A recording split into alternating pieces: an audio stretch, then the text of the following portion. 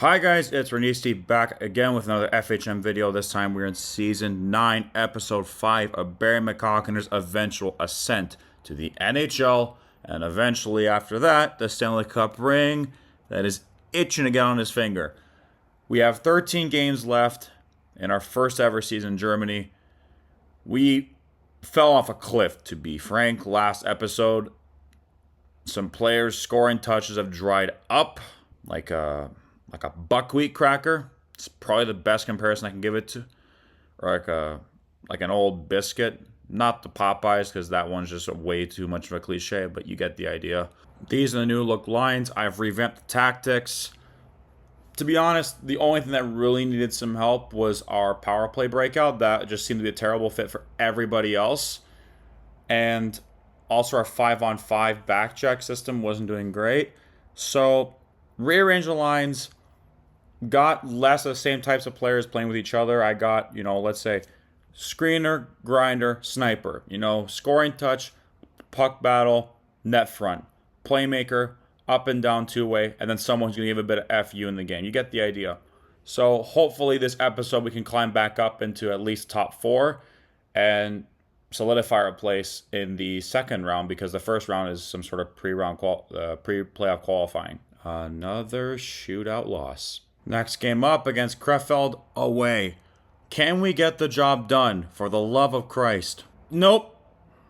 No, we cannot. Next game up against Bad Nauheim. We're at home.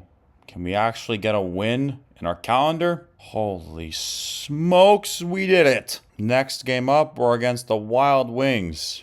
Can we actually get a second win in a row for the first time in 2 episodes? Why on earth would we do that? We're so bad. Trying something new for these lines. We have 8 defensemen. We're going to put Vert on the wing because he has experience on the left wing. Even though he's a right shot D, that's a bit odd. But I looked into it. It's not the worst idea. We'll see if this actually gets the job done against Iserlohn on our hopeful ascent into the top 4. It looks bleak, but a win against this team would be very, very helpful in that bid. And we blank them. Finally a shutout win. When the hell was the last time we blanked a team in this league? Probably in episode 2 or 3. I mean, yeah, my guess episode 3, because last episode was a dumpster fire. It was worse than that one episode before we all of a sudden got momentum with Nikko, and then we won the whole damn thing. It was hilarious. Next game up, we got some of our players back, including Hébert. So, can we continue our great form from last game into this one? And can we finally break out of 7th place? Nope. Why on earth would we do that? All right, we've got 3 additional games to play this episode. We've got the second round of Olympic qualifying, and our first game up is against China. So let's do this. These are the lines. More or less the same roster as last time. Let's see how it goes against our Asian counterparts. Oh. We won? Okay. Got 7 games left in the DEL. Hopefully we can get the job done. Evstigniev, contrary to what I thought earlier, I cannot believe I forgot that I picked him, just because I'm so used to him being on a different team as opposed to my own. He's not playing. So, these are our lines against Ingolstadt. Whoo! 5-1. My God. And next up, we're playing against Croatia. How does this one go? 2-0. We're doing okay. Next game up against the Steelers. Hopefully we can get back in the win column just like how we did against Ingolstadt. And we did. Are we finally catching fire? And lastly, it's our final game of the second round of Olympic qualifying against Kazakhstan. Can we go to the last round of qualifying? No guarantees. We lost 4-0, but who knows how they did with the other teams. So after looking at the standings, we did not in fact make Kazakhstan, Estonia, and Poland all advance to the final round of Olympic qualifiers. Next game up, we're against Dusseldorf. Can we continue the winning streak, for the love of Christ? Oh my God, we finally are not a perpetual stinking tire fire. 3 wins in a row. Only so few games left. We're against Landshut. Can we continue the 3-game win streak we have going right now. And it gets snapped like a twig. 3 games left. We're against Köln, and we get spanked 6-3. I believe this now means we're mathematically eliminated from the first round bye, aka we're stapled to 7th. 2 games left, first of which is against Augsburg away. And we lose again. Do we slip farther in to 8th place maybe? As if that wasn't bad enough. Last game of the season and of the episode against Red Bull at home. What happens from here? Only one way to find out. We get crushed by Red Bull 4-1. Oh my god. Alright, now the pre-playoffs are here. A 3-game series, minimum of 2, best of 3 against Köln. They've had our number recently. We haven't played great against them, and normally I would make this type of 3-game series its own episode, but I'm thinking, you know what? Doesn't really make that much sense.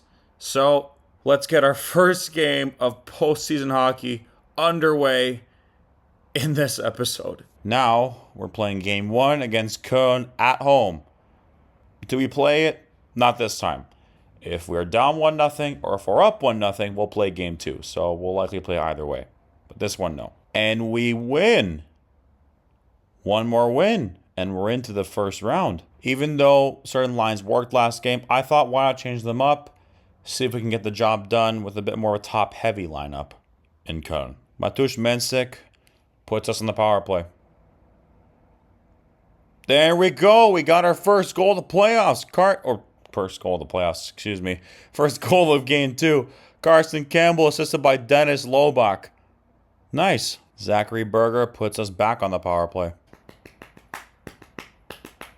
And, of course, Nicholas Appendino ties it up. Assisted by Antonin Véro and Jean-Luc Sennen. Yep, that's what I'm going to go with.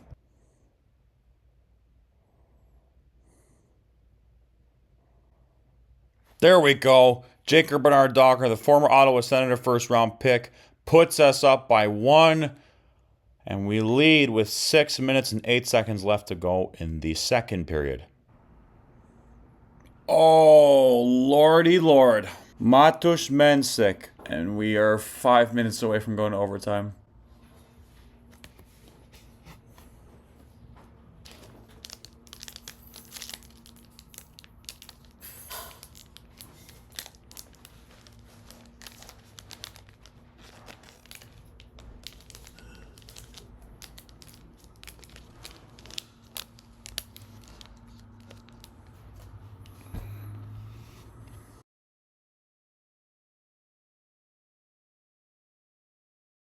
Oh my god. Ludovic Grenier. Wow. And that's it. We lose 3-2. There will be a game 3. Winner take all. Alright, well, Schutz is back. I'm going to try Mietinen on the first line left wing. As top heavy as we can get. To be honest, our forward core has not looked this good all season. I'm happy with what it is. And our defense is also healthy. So, fingers crossed we can get it done at home.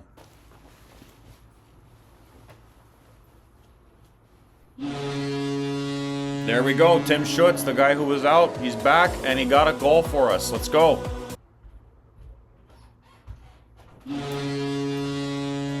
There we go, Trey Peterson, my former guy in Vancouver, doubles the lead, even though we're getting peppered with shots. Doesn't matter, though. We put 2 in them in their net, and they haven't put 1 in ours. And Max Ziergeibel breaks our lead in half. We're still up by 1, but they're 1 behind us. And shorthanded, we give 1 up. Manfred Bauer ties it. Wow, man, we are so bad. Julian Shorbot gets us back in the lead at home with less than 10 to go. And we double the lead. Jacob Bernard Docker with his second of the night, or actually no, his second of the series. Assisted by Schutz and Peterson. It looks like we are going to the next round after all. And we win 4-2. let's find out who our second round opponents will be. Or technically first round, but also second round. You get the idea. All right, so after extending the episode to a 3-game series in which we advance to the final 8, we'll be playing against a juggernaut in Adler Mannheim. A minimum of 4 games for that, but we'll have to see what happens till then. That's it. That's all, guys. Thank you very much for watching the last episode of our first ever regular season of DEL on top of the little postseason hockey I decided to put in there because I love you guys. I know how much you guys like the longer videos, or at least some of you guys have commented that.